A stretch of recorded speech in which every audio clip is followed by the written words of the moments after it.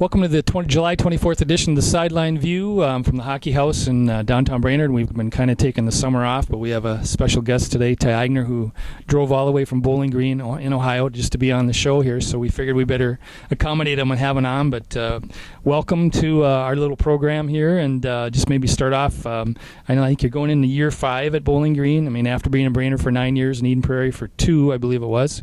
And you guys have kind of rebuilding the program. I'm kind of where the Falcons at now, and what are you kind of expecting for the 14-15 season? First of all, thanks for having me.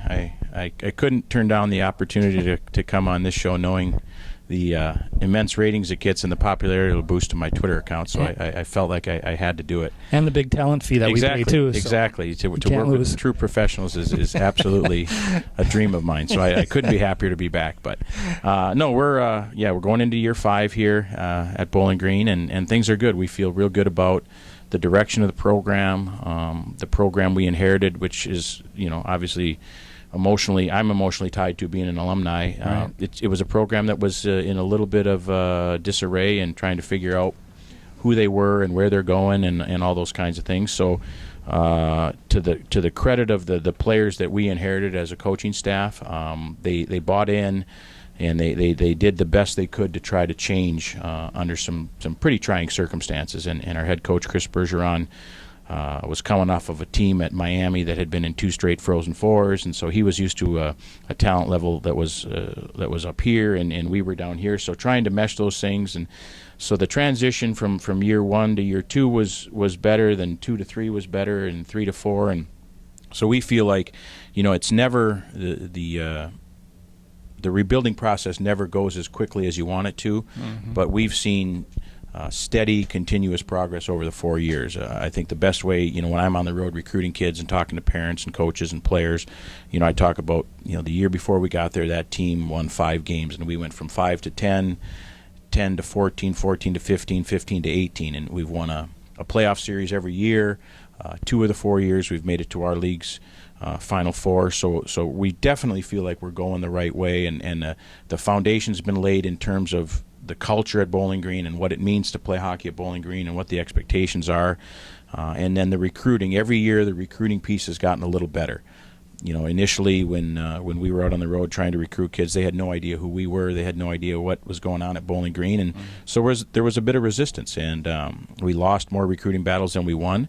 And year 2 was better than year 1, and year 3 was better than year 2, and now that we can actually show people and give them some tangible results and say that what we're trying to do is working, and they can see for their own eyes how the program has gone from what are we going to do or what's happening to this is the direction and this is what we are as a program.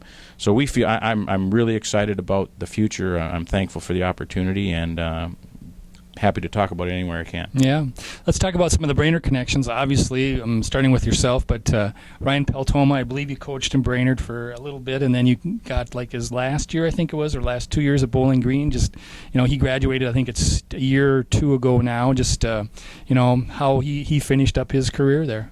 Yeah, I had Ryan for 3 years in high school. Yep. He was in a class that was a real good class for us with Michael Baker and Pete Larson and Carl Sneep and I think Nick Wiccello and Ryan and Jake Johnson, and I'm probably forget some guys, but yep. A real good class, and that was a class that Erica, my wife, and I kind of grew up with their parents yep. and watched those kids. I think they were Pee-wees when we first got here, and Brainerd was hosting the Pee-wee A state tournament, so that was a big deal. And so I remember like it was yesterday when Ryan called me at the end of his junior hockey career and said, I don't know what to do, Coach. And I said, well, what are your options? He said, I'm thinking about possibly going to play at St. John's or Bowling Green has offered me a walk-on spot. And I said, you got nothing to lose by walking on at Bowling Green, because if you don't play or you don't like it, you can always, go to St. John's, and that way you'll at least, given the Division I route a fighting, you've given it a chance.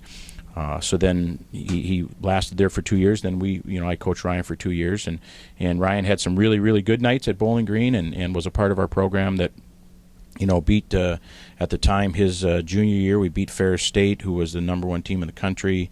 Then we won the next round of the playoffs and went to Joe Louis, and so Bryan was in the lineup for that playoff run, and got his degree from Bowling Green, and I think he will tell you that he's glad he chose it. He's glad that the way his career ended was much better than the way it started, and so it was fun to be able to do that. And now, we've got a little bit of a Brainerd thing going here. With Matt Pohlkamp it's been a year now, and so he had a good season his first year, and Mitch McKlain coming in next year. Yeah, well. Matt was a kid. Those are kids I've known since they were, I don't know, 5, 6 years old. Yep. When we first got to town, and always were really good players. And Matt was a kid that when we came up to watch him play in the Elite League, the other assistant coach and myself, I said I just think this kid would thrive in our environment, because he's a pretty quiet kid, and he operates best when there's structure and when he feels comfortable.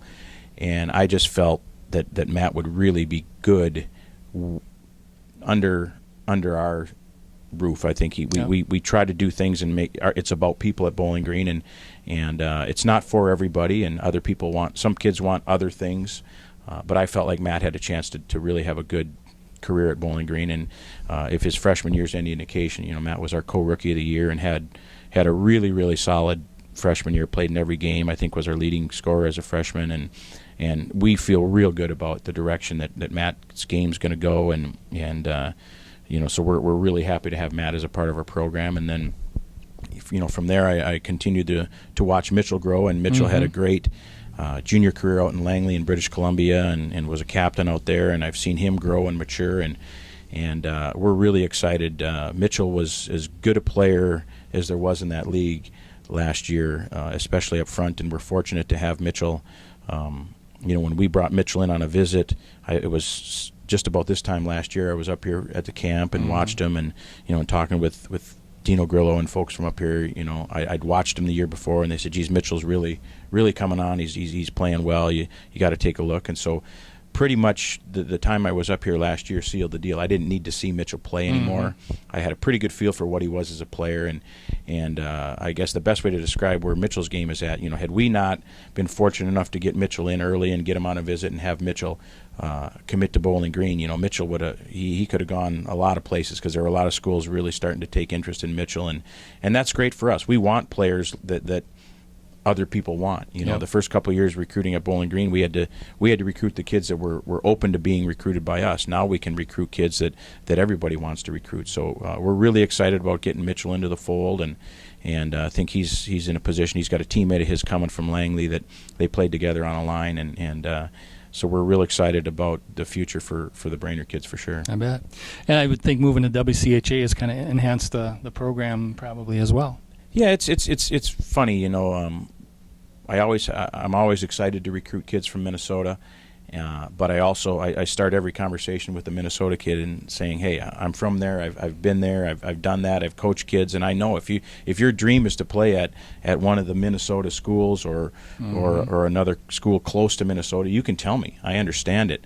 But once a kid leaves Minnesota and goes to play junior hockey, now they've kind of opened their eyes to what's out there in the hockey world, and so we always say if a kid from Minnesota is willing to get on a plane and come on a visit and check out Bowling Green and see what we have to offer and see what we're like, then we'll recruit against anybody. And the WCHA hasn't hurt. It's not the same WCHA. Right. I mean, because now, so a kid from Brainerd, his parents can come see us play in Bemidji, which is nice for them. But there's no more Duluth, there's no more St. Cloud, there's no more Mankato, or the Mankato's still in the league, but there were a lot more options. If we were in the old WCHA, I would say it'd probably be a little easier. But again, we'll go anywhere to recruit anybody. It's just a matter of if they're willing to be recruited by us. But it certainly hasn't hurt us being in the WCHA with kids from Minnesota and West.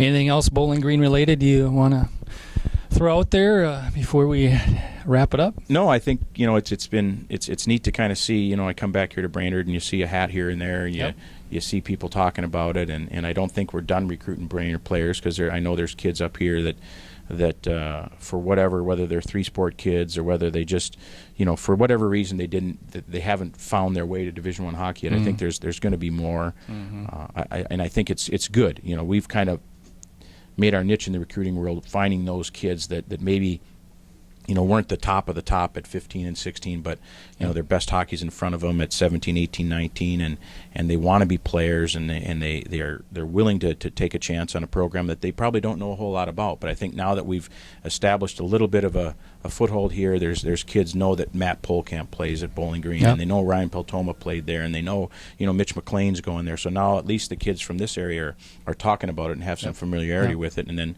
it never hurts when we come up here and win games in Minnesota, because I know it gets some coverage. The newspapers talk about it, the television, it's on the sports. When you go to Bemidji or go to Mankato, so those are great things for us too. So we're excited about the future. We're excited that, this year our WCHA Final Four is going to be at the XL Center, so it'll be an opportunity for people from Minnesota to see us play live, which is always a good thing. Yep. All right. Hey, we want to thank Ty for joining us. It's been great as always, and we want to wish you the best in the coming years of Bowling Green. Thanks very much, Mike. Good to be back. Yep. Thanks.